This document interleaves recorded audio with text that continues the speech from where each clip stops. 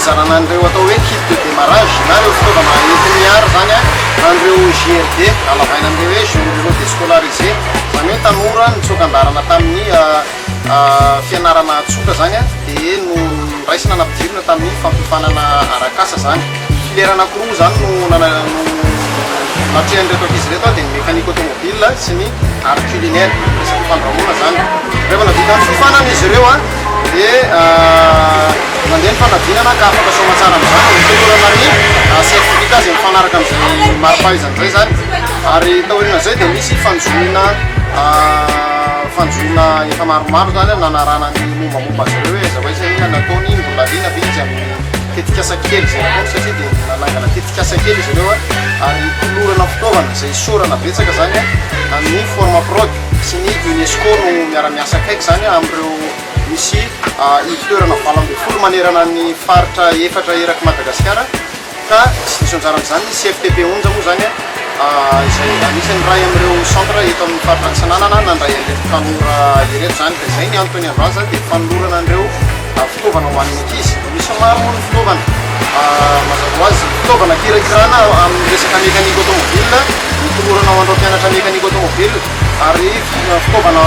kojakoja an-dakozia isan-karazany hatrany amin'ny lafaoro sy ny ahafahana mivarotra hatramin'ny fitenenina sy ny latabatra ny disy misotro izay mahakasika ny fikarakarana lakozia sy ny fahafahana mivarotra sakafo moa zany no zaraina ho azy raha ny tena marina zany dia andiany voalohany reto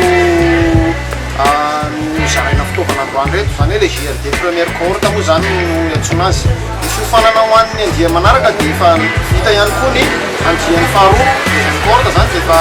navita ny fianarany ary efa andala-panaovana ny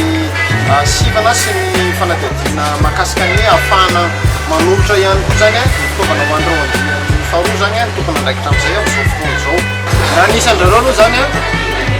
telopolo mirahalahy ny nanao mécanique automobile zany hoe ny fito ambin'ny folo efa nahazo fitaovana tamin'ny andiany fizarana voalohany fa ny telo ny roa ambin'ny folo moa zany no zaraina androany ny anankiray moa zany dia efa nisy anankiray mandry tao anatin'izay zany dia faharoa manaraka zany ho an'ny art culinaire dia misy telopolo mianadahy izy ireo ny anankitelo no efa nahazo ary ny fito ambin'ny zany no tolorana androany ao aoriana amin'izao fizarana fitaovana zao moa dia tsy mijanona fotsiny hoe fitaovana fa araky ny efa nitenena dia tsy tanjona akory ny fizarana fitaovana fa dingana ihany satria izay zany rehefa tanora dia tena roso misehatra ny asa marihana fa izy sady tsy nianatra izy ireo tsy niasa raha niditra teto ary efa mena ny fiofanana dia mena ny fitaovana ihany koa ary tonga dia hiasa vitrany izy ireo zany amorona asa ho an'ny tenany ny centre ny CFTP 11 moa zany dia manana andraikitra ihany koa ary misy ihany koa ireo tokony andraikitra ohatrany hoe ny UNESCO sy ny forme prod ny anaramaso ny fampiasana an'ireto fitaovana reto